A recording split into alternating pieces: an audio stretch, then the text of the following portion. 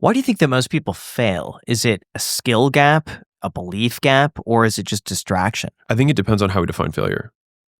So for the people who don't start, then it's probably a belief issue. Like they failed by never starting.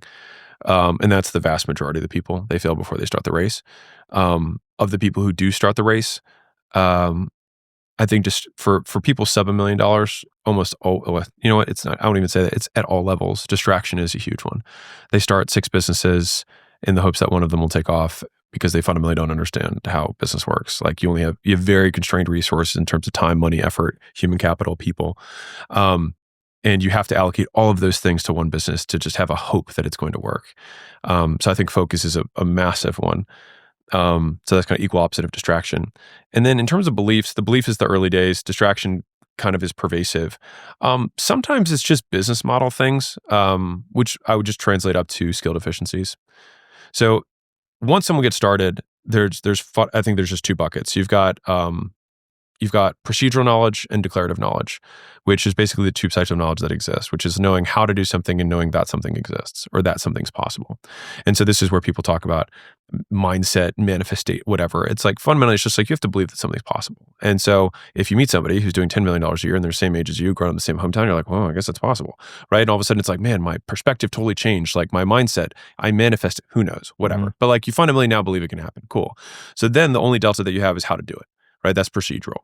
So we could talk about private equity all day on here, and someone could listen to every private equity podcast in the world. You understand that people are doing it, but you don't understand how to do it. And you can understand all the steps, but until you go through it, you won't know how it works. And then once you do, then you can do it again. So what's some of the low-hanging fruit that people could start implementing today that'll make a big difference long term? I think shrinking the time between when you make a decision and when you take action on the decision is probably one of the strongest correlates with like high producers. And you always talk about that. Was there like a specific moment that you kind of had that realization, and then ever since you made that decision, you're going to decrease that amount of time that like the business went exponential? So 2 things. So one is if you define a God being as omnipotent, then as they think things would exist. And so if someone is ultimately powerful, that means like the moment they think of it, it happens, right? And so it's like, okay, if that's the hypothetical ideal, then everything reverse from that is less and less powerful. And so if I want to be a more potent person or less impotent, then I should shrink the time between when I make a decision and when I act on that decision and try to make it into a reality. So that's number 1.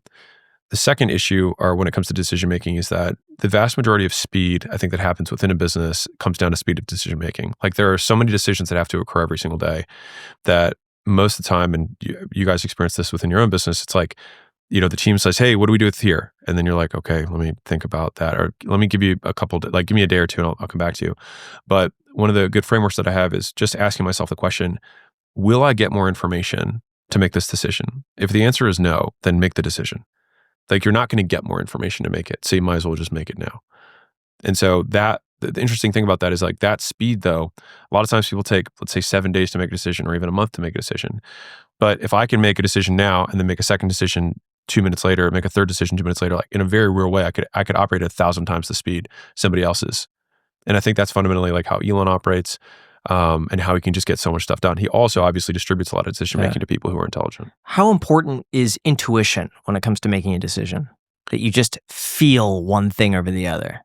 Well, I think intuition is just like a really, really amorphous word for having a history of reinforcement with variables that you can identify or have trouble identifying.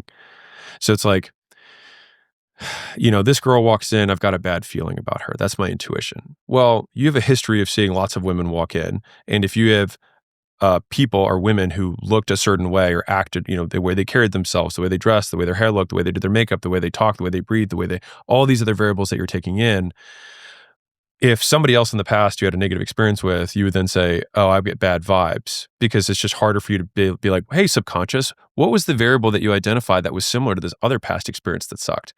Harder to do. So do I trust intuition? I will definitely pay attention to it. Will I believe that it's some magic power? No.